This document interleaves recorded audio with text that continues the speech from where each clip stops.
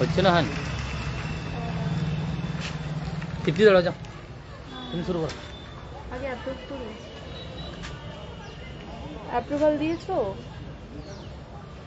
দিয়েছি, দেখো।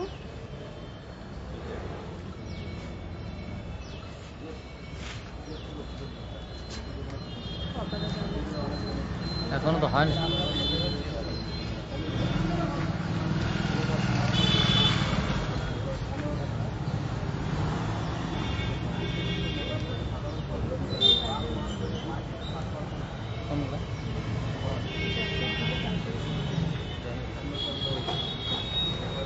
ঘুরছে মনে হচ্ছে লোক অনেক।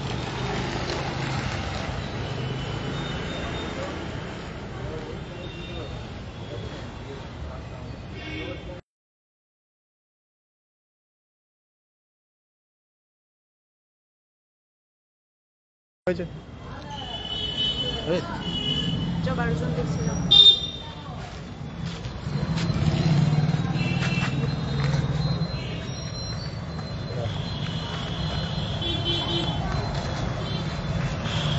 সকলকে 22 স্টেট পাসদের সকলকে সংগ্রামী অভিনন্দন। আজকে আমরা বাঁকুড়া ডিপিএসসি ভবনে এসেছিলাম, আমি রাহুল দীপ্তি তিনজন মিলে। আমরা চেয়ারপারসনের স্যারের সাথে আমরা দেখা করলাম, তো আমাদের ভ্যাকেন্সি ব্যাপারে বললাম এবং আমাদের নোটিফিকেশানের ব্যাপারে আমরা জিজ্ঞেস করলাম যে কখন নোটিফিকেশান আসবে, আমাদের ভ্যাকেন্সি কত থাকবে। কিন্তু উনি যে বার্তাটা আমাদের দিলেন যে আমাদের এখন সমস্ত কিছু রেডি আছে, কিন্তু যতক্ষণ না আমাদের উপর মহল থেকে মানে এপিসি ভবন থেকে যতক্ষণ না পজিটিভ বার্তা আসছে বা গ্রিন সিগন্যাল আসছে ততক্ষণ ওনারা কিছু করতে পারবেন না। অতএব আমাদের ওনারা সম্পূর্ণ ডিপেন্ডেন্ট এপিসি ভবন, যেখানে এপিসি ভবন থেকে গ্রিন সিগন্যাল এলে ওনারা তখনই করতে পারবেন। অতএব আমাদেরকে সকলকে অনুরোধ করা হচ্ছে যে আমাদের অতি সত্বর আমাদের আন্দোলনে ঝাঁপিয়ে পড়তে হবে। যতক্ষণ না আমরা আন্দোলনে ঝাঁপিয়ে পড়ব, যতক্ষণ না আমরা গ্যাদারিং বেশি করব, বা আমরা যতক্ষণ 5, 6, 7, 8 এইরকম যদি আমরা গ্যাদারিং করতে পারি, অতএব এপিসি ভবনে বা গৌতম পালবাবু মহাশয়ের কাছে আমরা যদি পজিটিভ বার্তা আনতে পারি তখনই আমাদের এই নোটিফিকেশান পুজোর আগে সম্ভব। আদারওয়াইজ কিন্তু আমরা নোটিফিকেশান কিন্তু এখন কোনো সম্ভব নয়। আমাদের 22 স্টেট পাসের ডেথ বেল বেজে যেতে পারে সম্পূর্ণ যদি আমরা আন্দোলনে না নামতে পারি। আমরা গেছিলাম, আমরা ডিপোজিশন নিয়ে গেছিলাম, স্যারের সাথে দেখাও করেছি। উনি বললেন যে যতক্ষণ না এপিসি ভবন থেকে কোনো সিগন্যাল আসছে বা মাননীয়ার কাছ থেকে যতক্ষণ না গ্রিন সিগন্যাল আসছে ততক্ষণ চাপ বাড়াতে হবে, সরকারকে চাপ বাড়াতে হবে। আমাদেরকে সরকারের প্রতি আমাদের যে 22 স্টেট পাস কিছু বলো। হ্যাঁ, তো আমরা আজকে এসেছিলাম, আমরা সকলকে বলবো সকলে আন্দোলনে এসো। অতএব আমাদের যে 11 তারিখ আছে, হ্যাঁ, তো আমরা আজকে দেখা করতে এসেছিলাম, আমরা 3 জন, যেটা বাপ্পাদা বললেন এইমাত্র। ব্যাপারটা হচ্ছে চেয়ারম্যান যিনি, তিনি খুব ভালো ব্যবহার করেছেন আমাদের সাথে, সময় দিয়েছেন, কথা বলেছেন। আর হয়তো অনেকটাই বলে দিয়েছে বাপ্পাদা। আমার যেটুকু বলার সেটা হচ্ছে 19 তারিখে আমরা যে আন্দোলনটা করেছিলাম সেটার কিন্তু একটা বিরাট বড় প্রভাব পড়েছে, সেটা আজকে দেখা করে আমরা বুঝতে পেরেছি।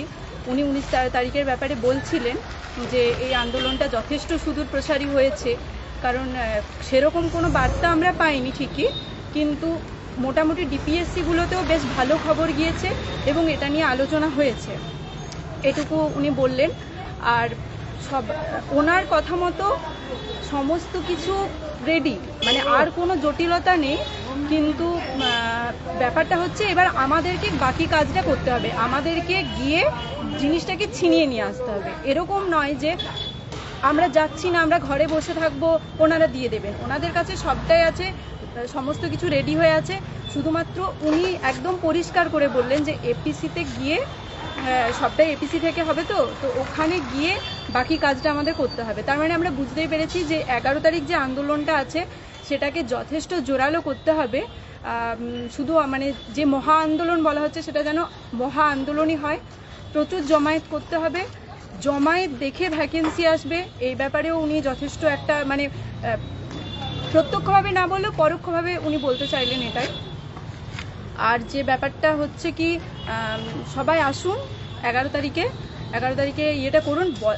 বার্তা যথেষ্ট পজিটিভ দিকে এগোচ্ছে, যথেষ্ট মানে এরকম কোনো নেগেটিভ কিছু বলেননি যে আসবে না বা হবে না। উনি একদম বলেছেন নিশ্চিন্তে থাকতে আসবে, তোমাদের নিজেদেরকে বাকি কাজটা করতে হবে। বাকি কাজটা আমাদেরকে করতে হবে মানে আমাদেরকে আন্দোলনে যেতে হবে, আমাদেরকে গ্যাদারিং বাড়াতে হবে। উনি বললেন যে আমাদের ছেলেমেয়েরাও যাতে চাকরি পায় আমরা।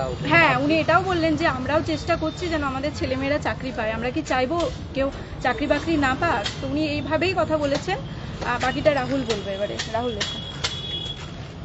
আমাদের ভ্যাকেন্সি বা আমাদের নোটিফিকেশন ইন্টারভিউ করে কাজ চলছে, কিন্তু খুব ধীর গতিতে চলছে। এত ধীর গতিতে চললে কিন্তু আমরা অনেক পিছিয়ে যাব। ভোট চলে আসবে, টেস্ট চলে আসবে, আবার কোনো কেস চলে আসবে। আমাদের সরকারের উপরে চাপ বাড়াতে হবে। এপিসি সরকার দিদি যাই বলো, চাপ বাড়ানোটাই আমাদের একমাত্র হচ্ছে রাস্তা। তাই 11 তারিখ যে আন্দোলন, সেখানে 1000 কেন 4000, 5000, 6000, আমাদের 19 তারিখের থেকে বেশি সংখ্যক লোক গিয়ে যেখানে হোক জমায়েত করে আমাদের বসে থাকতে হবে সারা রাত, যতক্ষণ না ইন্টারভিউ নোটিশ আসবে। আমরা সেখান থেকে লড়বো না, ও নোটিশ নিয়ে বাড়ি ফিরবো। আমাদের মনোবল বাড়াতে হবে, যেতেই হবে। 19 তারিখে যেটা বলেছেন উনি বলো। 19 তারিখে যে আন্দোলনের ব্যাপারে বলছিলাম যে চারদিকে, শুধু ডিপিএসসি নয়, পুরো রাজ্যে যেমন আলোড়ন ফেলেছে, এখানেও ডিপিএসসি তো আলোড়ন ফেলেছে। কথা হয়েছে নিশ্চয়ই, উনিও বললেন নিশ্চয়ই, উনি গিয়েছিলেন হয়তো মিটিংয়ে, সেখানে কথা হয়েছে নিশ্চয়ই। তাহলে আমাদের ব্যাপারে আলোচনা হয়েছে, যাতে এই আলোচনাটা বেশি হয়, আরও বেশি হয়, খুব বেশি হয়। সেজন্য আমাদের একটাই কাজ, আমাদের আন্দোলনে যেতে হবে। নিজে যাও, আশেপাশে সবাই যে আছে তাদেরকে সবাইকে নিয়ে চলো, ঠিক আছে? যেটুকু এসে আমরা বুঝতে পারলাম, ওনার সঙ্গে অনেকক্ষণ ধরে আমরা কথা বললাম, উনি ভালোভাবে কথা বললেন। বার্তা পজিটিভ আছে, কিন্তু কাজ খুব ধীর গতিতে চলছে, কাজ খুব ধীরে চলছে। সেই ধীরেরটা আমাদের কচ্ছপ থেকে আমাদেরকে খড়গকে নিয়ে যেতে হবে। সেটা দায়িত্ব। যাই হোক, সকলকে বলবো কেউ ঘরে বসে থাকবেন না, সবাই 11 তারিখে মহা আন্দোলনে যোগ দিন। যারা নতুন আছে তারাও, এবং পাশাপাশি যারা আছে ফোন করে বলো।